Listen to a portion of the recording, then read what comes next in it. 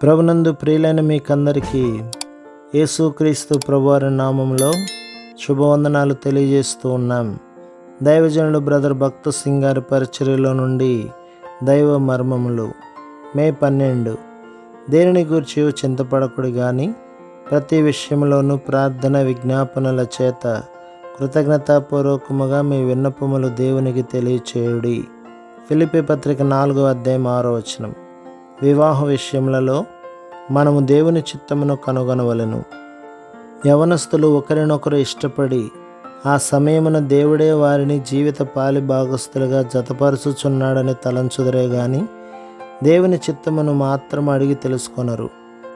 దేవుని చిత్తమును ఎరుగుటకును ప్రార్థన సహాయం చేయగల వారితో కలిసి ప్రార్థించుటకు నిరాకరించుదురు. అందువలననే ఈనాడు అనేక అసంతోషకరమైన గృహములను మనం చూచెదము. అనేక ఉన్నత తలంపులతో వివాహ జీవితమును ఆరంభించుదురు, కానీ కొద్ది కాలమునక వారు కలిసి జీవించుట కష్టమగును. కుటుంబములో ఎడతెగని కలహములు, వారి స్వంత హృదయములలో సంతోషము లేకపోవుటను వారు గమనించుదురు. అందువలననే వివాహమునకు మునుపే అది దేవుని చిత్తమో కాదో నిశ్చయము చేసుకొనవలెను. మన సేవ పరిచర్యల విషయమై కూడా దేవుని ఏర్పాటును తెలుసుకొనవలెను. ఈ పాఠమును అనేక సంవత్సరములకు మునిపే దేవుడు మాకు నేర్పించి ఉన్నాడు. పరిచర్య విషయంలో దేవుని ఏర్పాటును తెలుసుకొనుచున్నందువలననే డబ్బు విషయమై ఇతరులను అడగనవసరం లేదు.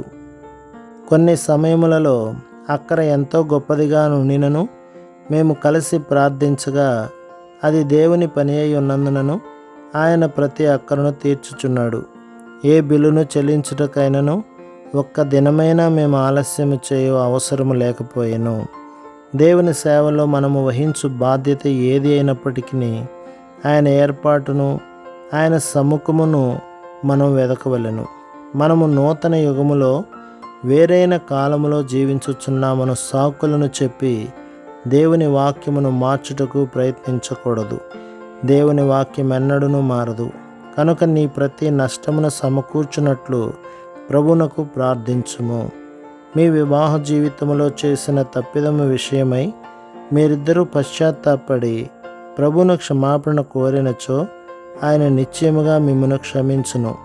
పోగొట్టుకున్న ప్రతి దానిని తిరిగి పొందుట మాత్రమే గాక మీ జీవితంలో ఇతరులకు ఆశీర్వాదకరముగా నుండును. ప్రభు మిమ్మును, మీ కుటుంబమును, మీ సంఘమును దీవించి ఆశీర్వదించునుగాక. ఆమేన్.